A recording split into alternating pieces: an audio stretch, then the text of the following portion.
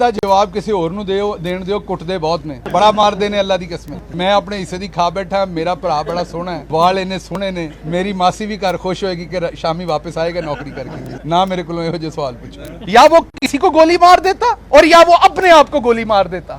मेरा जाने से पहले उनसे सवाल है कि अरशद को, मुझे और आजम सवाती को इंसाफ दे के जाइए। मैं आपको खुदा की कसम खा के कहता हूं कि वो चला गया, वो अच्छा हुआ, वो शहीद हो गया, वो अच्छा हुआ। उसको अगर नंगा करके मारा जाता वो खुदकुशी कर लेता। इतना गैरतमंद नहीं हूं जितना अरशद था, मैं उससे कदरे कम गैरतमंद हूं। अरशद को अगर नंगा कर दिया जाता, अरशद बाहर आके खुदकुशी कर लेता। यह मैं आपको अल्लाह को हाजिर नाजिर जान के, या वो किसी को गोली मार देता और या वो अपने आप को गोली मार देता। वो शहबाज गिल या आजम सवाती नहीं था। ये मैं आपको बबांगे दोहल बता रहा हूं। अगर आपको मेरे पे यकीन नहीं है, पूछे जाके खावर गुम्मन से। अगर आपको मेरे पे यकीन नहीं, पूछे उसकी मां से, अरशद की, उसकी बीवी से पूछे, उसके बेटों से पूछे कि क्या अरशद नंगा होके यहां पे फिर लेता। और मुझे समझ नहीं आती एक बात की, मैं सारे आला तरीन लोगों से पूछता हूं, जो भी ओहदे पे चीफ जस्टिस बैठा है वो मेरा भी उतना चीफ जस्टिस है। मैं भले अक्यूज हूं एक मुकदमे में, मेरे उतने ही मोहतरम है जितने वो किसी और शहरी के। हमारे फौज के आर्मी चीफ हैं, वो मेरे उतने ही मोहतरम है जैसे किसी और के हैं। अगर पीटीआई में कुछ गलत हो रहा है और आप शहबाज गिल साहब को उससे सवाल पूछ रहे हैं, तो असल सवाल इमरान खान साहब से बनता है। मेरे सरबराह वो हैं। अगर एफआईआर में जनरल फैसल साहब का नाम दिया जा रहा है, अगर हमें नंगा करने में आजम सवाती साहब या मेरे केस में जनरल साहब का नाम दिया जा रहा है, तो सवाल तो हमारा असल जनरल बाजवा साहब से है। सरबराह तो वो हैं मेरी फौज के, मेरे लिए उतने ही अहम है जितने किसी और के लिए। मेरे, क्योंकि वो मेरी फौज के सरबराह, इसलिए मेरे लिए मोहतरम है। हमारी पूरी फौज जो है वो हमारे माथे का झूमर है। हमेशा हमने ये कहा, मैंने तो रिपीटेडली ये कहा। तो अब सवाल भी तो उन्हीं से करेंगे ना।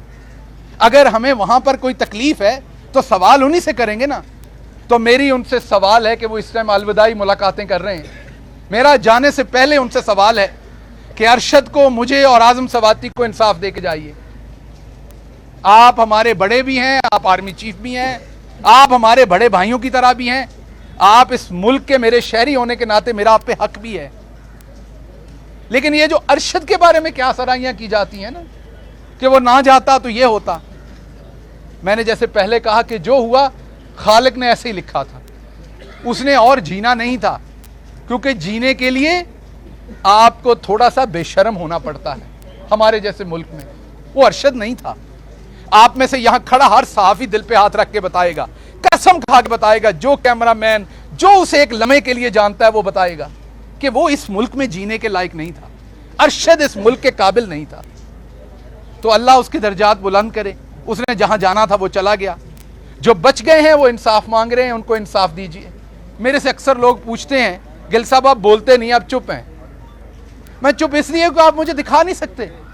मैं हर हफ्ते 2-2 प्रेस कॉन्फ्रेंसेस करता हूं, आप दिखा नहीं पाते मुझे। आप, मैं बोलता नहीं हूं, मेरे दिल में बहुत कुछ है, मेरे दिल में बहुत कुछ है। मेरे भाई आजम साहब जो है, उनके साथ जो हुआ मुझे बहुत तकलीफ है। बड़े भाई हैं मेरे। बस ये जहन में रखिए कि जो उनके साथ 2 घंटे के लिए हुआ, मेरे साथ वो हफ्तों हुआ। मेरे पास बहुत कुछ है, लेकिन मैं अपने मुल्क के लिए, मैं एक लार्जर इंटरेस्ट के लिए चुप हूं। अगर मैं बुज़दिल होता तो मैं भाग जाता। उतना गैरतमंद नहीं हूं, मैंने पहले कह दिया, जितना अरशद था, लेकिन कुछ ना कुछ गैरत तो रखता हूं मैं भी। इसलिए ना आप मेरी बात दिखा सकते हैं, ना मैं बोल सकता हूं। बेहतर है ये जख्म यहीं सी दिए जाएं तो बेहतर है। सिर्फ मैं इतनी बात कहूंगा कि खुदारा जो जो जहां जहां बैठा है, जो इस मुल्क के मुस्तकबिल का ज़ामिन है, वो देखे कि इस मुल्क में एक हीरे जैसा लीडर है इमरान खान। आपको सियासी इख्तलाफ होगा, तो उसको दिन दहाड़े गोलियां मार दी गई हैं, कोई उसकी एफआईआर दर्ज नहीं कर रहा, कोई उसका पुरसाने हाल नहीं है। मैं तो ये एक्सपेक्ट करता था मेरे ऑनरेबल चीफ जस्टिस बंदयाल साहब जाके उनका पता लेते, उनकी तीमारदारी करते। मैं सियासत की बात नहीं कर रहा, ऑफ कोर्स वो गैर सियासी, उनकी पोजीशन ऐसी है, लेकिन बीमारी, तीमारदारी, मौत, जिंदगी, इससे तो नहीं बांटा हुआ। क्या हम शादियों पे नहीं जाते एक दूसरे की?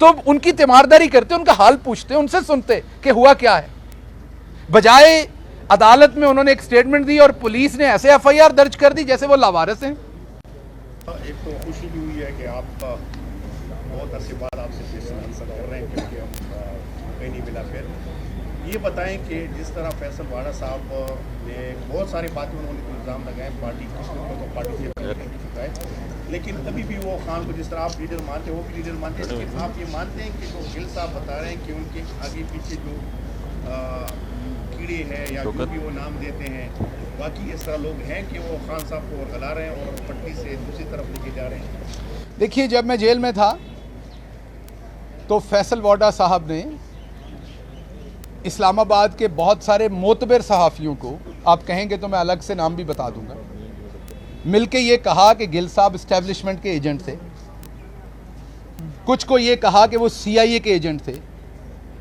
और उनसे कुछ कागजात बरामद हुए जो एज अ एजेंट उनके पास थे। ये उन्होंने कहा। तकलीफ हुई मुझे सुन के, इकट्ठे काम किया हुआ था। अरशद से जब मेरी आखिरी बार बात हुई तो ये बात भी डिस्कस हुई। मैं अक्सर उससे मशवरा कर लेता था किसी बात का कुछ समझ ना आए, तो उसने मुझे कहा कि जो फैसल को अच्छा लगा वो उसने किया, जो आपको अच्छा लगा वो आपने किया, लेकिन होता वो है जो मौला को अच्छा लगता है। तो अब बस सर नीचे फेंक के जो आपका अल्लाह पे एतकाद है अपना काम करें, बाकी आपकी किस्मत में क्या है वो अल्लाह ने लिखा हुआ है, वो उसको फैसला करने दें। तो मैं आपके जवाब में यही कहूँगा कि फैसल भाई ने जो किया वो उनको अच्छा लगा, जो उन्होंने मेरे बारे में कहा मैं उनका बड़ा शुक्रगुजार हूँ। और जब वो प्रेस कॉन्फ्रेंस कर रहे थे PTI और इमरान खान के खिलाफ चंद ही दिनों में, तो उनमें से एक सहाफ़ी का मुझे फ़ोन आया, मैंने उठाया, उसने कहा गिल साहब अल्लाह अल हक है, TV चला कर देखिए, और साथ उसने अल्लाह हाफिज़ का और फ़ोन बंद कर दिया। और जब मैंने TV चलाया तो वो प्रेस कॉन्फ्रेंस लगी हुई थी, तो वाकई अल्लाह अल हक है। सर, आपने बात की आर्मी चीफ की तैनाती के हवाले से मुल्क में एक हैजान जो है वो बर्पा है। आप लोगों ने 26 तारीख का इंतखाब क्यों किया? क्या आप भी आर्मी चीफ की तैनाती पर जो वो प्रेशर डालना चाहते हैं, और क्या आप समझते हैं इस हैजान में तहरीक शरीक है? ਇਹਦਾ जवाब किसी और ਨੂੰ ਦਿਓ, ਦੇਣ ਦਿਓ, ਕੁੱਟਦੇ ਬਹੁਤ ਨੇ, बड़ा मार देने अल्लाह दी कसम। मैं अपने हिस्से दी खा बैठा, मेरा भरा बड़ा सोहना है, वाल इन्ने सोहने ने, मेरी मासी भी घर खुश होएगी कि शामी वापस आएगा नौकरी करके। ना मेरे को एहो जे सवाल पूछो। गिल साहब ये बता दें कि एक तरफ तो आप लोगों ने 26 तारीख की खान साहब ने ऐलान किया है पिंडी में, तरफ भी इंग्लैंड की टीम जो है वो पिंडी क्रिकेट स्टेडियम में खेलने आ रही है, और एक सिक्योरिटी खदशात का कहा गया है कि अगर वहाँ पर फैजाबाद जो आपने मकाम चूज़ किया है वहाँ पे अगर आप लोग धरना देते हैं तो ये जो मैच है ये सीरीज़ कैंसिल होने का खदशा है। तो क्या आप लोग इस पर कोई स्पॉट चेंज करने पर नज़रसानी आप लोग करेंगे कि मैच भी डिस्टर्ब ना और आपका जो एक एहतजाज है वो भी चले? देखिए, बात ये है कि ये तो होना ही है कि अब इमरान खान ने फैसला किया है तो हर चीज़ इमरान खान पर डाल दी जानी। उस दिन के हिसाब से आप देखेंगे ऐसी ऐसी चीज़ें निकलनी हैं जो आपने पहले सोचा भी नहीं होगा। तो वो हमारे मेहमान हैं जो क्रिकेट टीम आ रही है, पाकिस्तानी कौम बड़ी मेहमान नवाज है। ये बिल्कुल दुरुस्त है कि पहले दुश्मन ममालिक ने हमारे यहाँ क्रिकेट को बंद करने की कोशिश की, लेकिन उसमें कभी भी कोई सी पाकिस्तानी की शरारत नहीं थी, दुश्मन ममालिक की थी। तो पाकिस्तानी कौम वो 26 के उस धरने में हो, एहतजाज में हो, या वो कहीं और अपना काम कर रही है, वो सारी आवाम जो भी टीम आएगी उसको रिस्पेक्ट भी करेगी, ऑनर भी करेगी और उनका एहतराम भी करेगी। तो मेरा नहीं ख्याल इन दो चीज़ों का कोई आपस में लेना देना है। शुक्रिया जी।